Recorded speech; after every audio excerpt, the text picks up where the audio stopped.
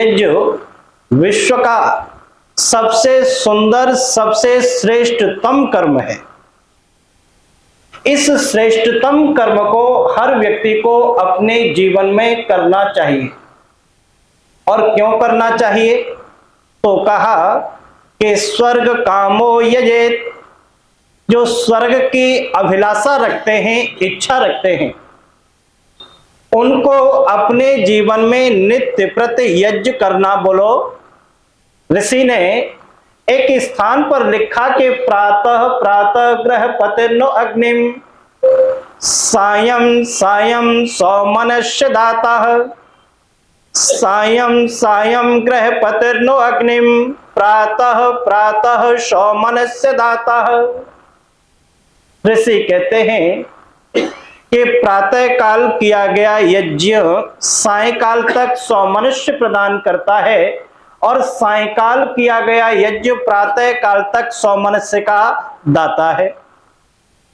इस यज्ञ को हर व्यक्ति को अपने जीवन का अंग बना लेना चाहिए।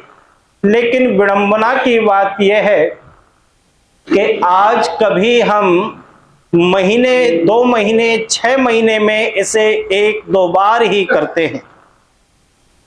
आर्य समाज बहुत लंबे समय तक प्रातः काल और सायंकाल दोनों समय इस यज्ञ को करता रहा। लेकिन वर्तमान में मैं ये देखता हूं कि बहुत से आर्य समाजों में प्रातः काल हवन होता है, सायंकाल हवन नहीं होता। बहुत से आर्य समाज ऐसे हैं जहां केवल सप्ताह में 1 बार हवन होता है, और बहुत से आर्य समाजें ऐसे हैं कि जहां पाक्षिक हवन हुआ करता है, और बहुत से आर्य समाजें ऐसी हैं कि जहां महीने के प्रथम रविवार को ही हुआ करता है, और हो सकता है कहीं ऐसी हो कि जहां 6 महीने या वर्ष भर बाद वार्षिक उत्सव पर ही हुआ करता हो। सज्जनों, इस यज्ञ की कितनी बड़ी महिमा है। अभी कुछ समय पूर्व अमेरिका ने एक घोषणा की। अमेरिका कहता है कि ओजोन परत में छिद्र पड़ गए हैं, उन छिद्रों से पराबैंगनी किरणें पृथ्वी पर आ रही हैं, उन किरणों से मनुष्य की आंख में ग्रंथि का बनना, कैंसर का होना और 1-2 ऐसे और भयावह रोगों को अमेरिका के वैज्ञानिकों ने बता दिया। माताओं, जब ये समाचार भारत में आया तो भारत के लोग बड़े चिंतित हो गए, विचार करने लगे कि इस रोग से कैसे निदान पाया जा सकता है, कैसे छुटकारा पाया जा सकता है। लेकिन कुछ समय के पश्चात अमेरिका के लोगों ने इसी तरह का एक हवन कुंड बनाया, उसके ऊपर मशीनें लगा दी, गाय के घृत से सामग्री से हवन किया, और अगले दिन घोषणा कर दी, ओजोन परत में पड़े हुए छिद्रों को रोकने के लिए कोई किसी भी प्रकार का फेविकॉल नहीं लगाया जा सकता, कोई लिक्विड नहीं लगाया जा सकता। यदि इस प्रकार का हम ये कार्य करें तो ओजोन परत में पड़े हुए छिद्र रुक सकते हैं। सज्जनों, जब ये समाचार भारत की भूमि पर आया तो भारत के लोग अमेरिका की मुक्त कंठ से प्रशंसा कर रहे थे। मैंने कई लोगों से इस बात को पूछा, क्या ये यज्ञ अमेरिका के वैज्ञानिकों की देन है या भारत के ऋषि मुनियों की खोज है? मैं आपको बिल्कुल सत्य बताता हूं, ये अमेरिका की देन नहीं है, ये भारत के ऋषि मुनियों की खोज है। आप कभी रामायण पढ़ करके देखना। रामायण में एक स्थान पर बहुत सुंदर वृत्तांत प्राप्त होता है, जिस समय राम, सीता, लक्ष्मण वनवास काट रहे हैं, जंगल में विचरण करते हुए एक स्थान से दूसरे स्थान की तरफ गमनागमन करते हुए अभी दूसरी नगरी में प्रवेश नहीं किया कि प्रवेश से पूर्व लक्ष्मण ने राम को संबोधित करते हुए कहा कि राम, भैया राम, किम दृश्यते तात धूम्रपुंजो अयम आग्रतः, किम माने क्या, दृश्यते माने दिख रहा है, धूम्र माने धुएं का, पुंज माने पहाड़ सा, अयम माने मुझे, आग्रतः आगे। इस बात को सुनकर के राम ने प्रत्युत्तर में कहा था, प्रयागो दृश्यते तात यजन्ते अत्र महर्षयः। हे भैया लक्ष्मण, ये प्रयाग नगरी है। क्या है? ये प्रयाग नगरी है, और इस प्रयाग नगरी में ऋषि महर्षि निवास करते हैं, और वो प्रतिदिन इतने बड़े पैमाने पर यज्ञ करते हैं कि जिसका धुआं नगरी के बाहर आपको ये पर्वत के रूप में दिखाई दे रहा है। सज्जनों, यदि आप मुझसे ये पूछें कि इंग्लिश में प्रयाग की फुल फॉर्म क्या है, तो शायद मैं न बता पाऊं, लेकिन संस्कृत में मैं कह सकता हूं कि प्रकृष्टेन यजते यस्मिन् सह प्रयागः, अर्थात जिस नगरी के अंदर इतने बड़े पैमाने पर यज्ञ किया जाता हो कि जिसका धुआं नगरी के बाहर पर्वत के रूप में दिखाई देता हो, अरे बोलो, उसी का नाम प्रयाग है। हम सब सौभाग्यवान व्यक्ति हैं कि इस प्रातःकालीन बेला में उपस्थित होकर के देव यज्ञ करके हमने इस चंडीगढ़ को प्रयाग बना दिया। सज्जनों, ऋषियों की कितनी बड़ी खोज थी। आज आर्य समाज के ऊपर तथा कथित लोग बड़ा आक्षेप लगाते हैं कि आर्य समाज के लोग पूजा नहीं करते। सत्य तो यह है कि आर्य समाज का व्यक्ति ही पूजा करता है, और पूजा का अर्थ है यथा योग्य सत्कार करना। जो वस्तु जिसके लिए बनी है उसका उस तरह से प्रयोग करना ही पूजा कहलाता है। हमारे यहां ये कहा जाता है कि 2 प्रकार के देव हैं। कितने प्रकार के देव हैं? 2 प्रकार के देव हैं। एक देव जड़ हैं और दूसरे चेतन हैं। चेतन देव कौन से हैं? माता, पिता, आचार्य, गुरु, ये सभी हमारे लिए। और देव का सरल अर्थ समझ लीजिए, देव कहते किसको है? देव का अर्थ है जिनसे कुछ प्राप्त हो। माता से बच्चे को, पिता से बच्चे को, आचार्य से बच्चे को कुछ न कुछ प्राप्त होता है, ये चेतन देव हैं। लेकिन जड़ देव हैं, ये वृक्ष हमारे लिए जड़ है, ये भूमि हमारे लिए जड़ देव है। आप नदियों के जल को कलकल करते हुए बहते हुए देखते हैं, ये नदियों का जल भी हमारे लिए देव है। लेकिन इन देवों की हम पूजा कैसे कर सकते हैं, इन देवों को कैसे खिला सकते हैं? हमारे ऋषियों ने बहुत उत्तम और सरल तरीका हमें निकाल करके दिया। और कितना सरल तरीका निकाला। एक ऋषि जिनका नाम उद्यालक है, और दूसरे उन्हीं के समकक्ष एक दूसरे ऋषि जिनका नाम उरस्त चक्रायण है। उद्यालक ऋषि ने अपने एक शिष्य को छात्रा देते हुए कहा कि उरस्त चक्रायण ऋषि का समाचार बहुत लंबे समय से प्राप्त नहीं हुआ। आप ये छोटी सी छात्रा ले जाना और उरस्त चक्रायण ऋषि को देना, 2-4 दिन आश्रम में रुकना, उनका समाचार जानना और फिर वापस आ जाना।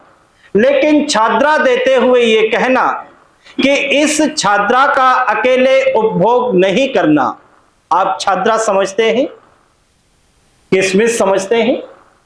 किशमिश को देकर के कहा कि मेरी तरफ से ये भेंट आचार्य उरस्त चक्रायण ऋषि को देना, लेकिन कहना कि इसका अकेले उपभोग न करें।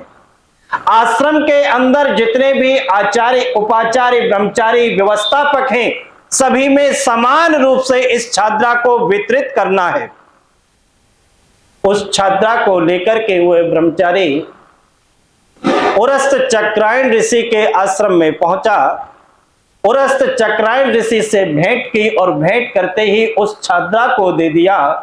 ऊपर से शर्त भी सुना दी जिस समय उद्दालक ऋषि की भेंट को स्वीकार किया उरस्त चक्रायण ऋषि ने और ऊपर से शर्त को सुना, तो शर्त को सुनते ही कहा अपने एक ब्रह्मचारी के हाथ में देते हुए कि जहां ठंडाई तैयार हो रही है उस ठंडाई में जाकर के इस छात्रा को डलवा दो और समान रूप से आश्रम के समस्त आचार्य उपाचार्य ब्रह्मचारी और व्यवस्थापकों में वितरित कर दो, यदि शेष रह जाए तो मुझे भी देना।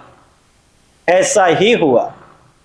लेकिन 2-4 दिन के पश्चात उद्दालक ऋषि का शिष्य उरस्त चक्रायण ऋषि के आश्रम से चलने लगा, तो उरस्त चक्रायण ऋषि साकल्य के अंदर से, सामग्री के अंदर से एक छोटा सा तिल निकालते हैं और उद्दालक ऋषि के शिष्य की हथेली पर रखते हुए कहते हैं कि ये हमारी तरफ से आपको एक छोटी सी भेंट है।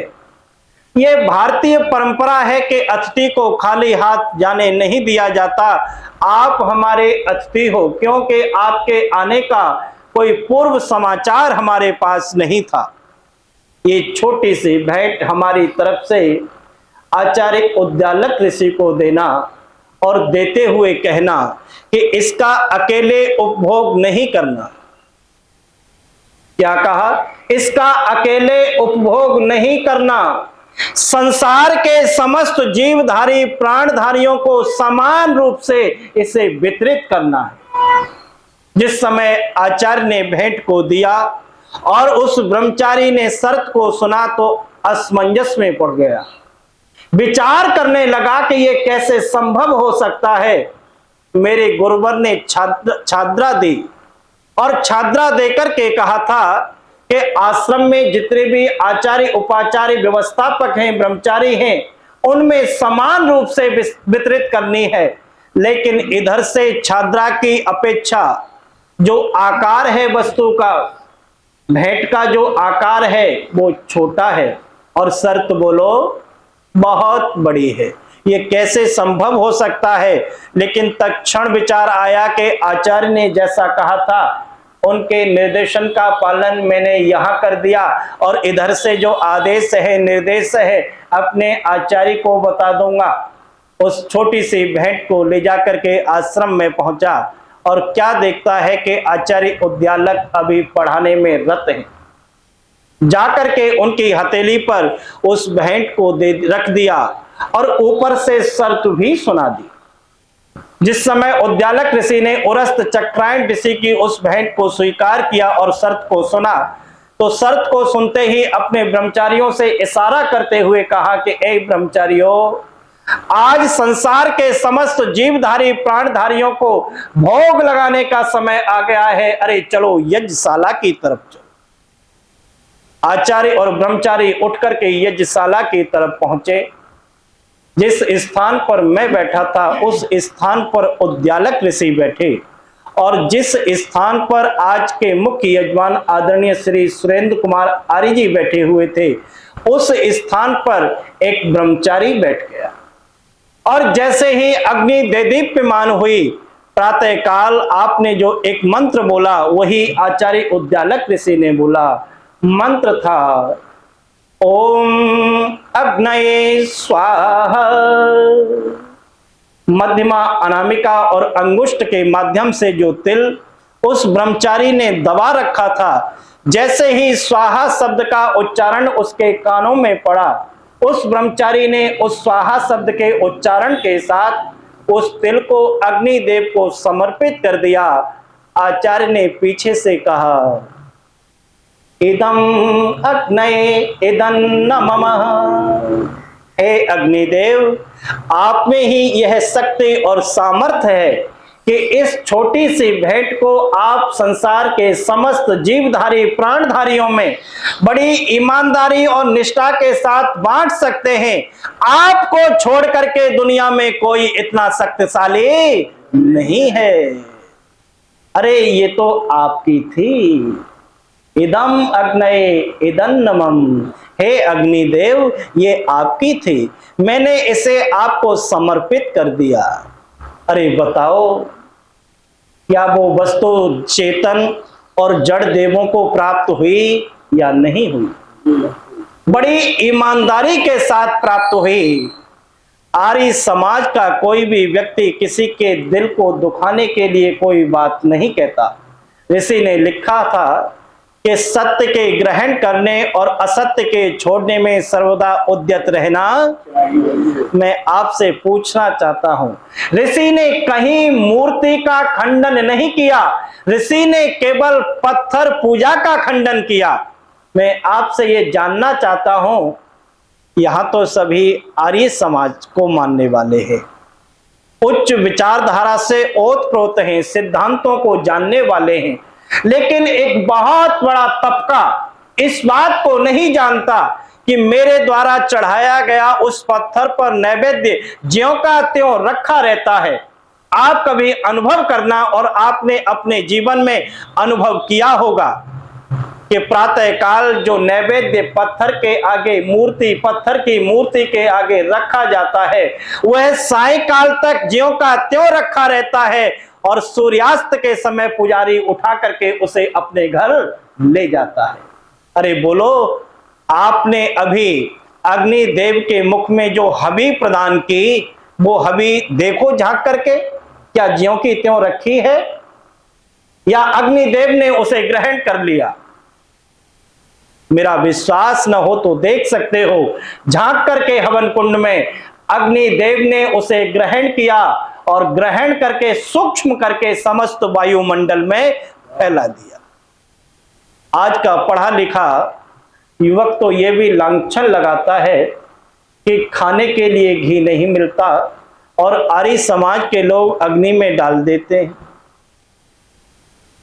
लेकिन आज का वैज्ञानिक ये कहता है कि दुनिया में कोई भी चीज नष्ट नहीं होती, केवल रूपांतरित होती है।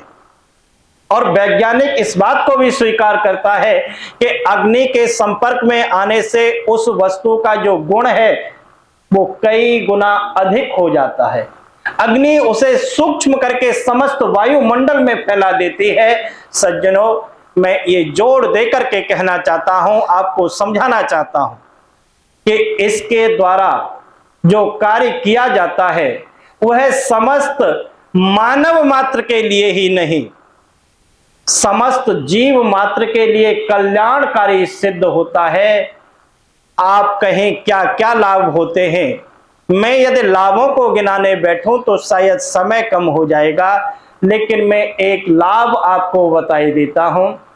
जब आप अग्नि के माध्यम से हवन करते हैं तो अग्नि में वो भेदन शक्ति हुआ करती है कि वह दूषित वायु का भेदन करके दूषित वायु को बाहर निकाल देती है, और शुद्ध वायु को घर में आने का फिर अवसर प्राप्त हो जाता है।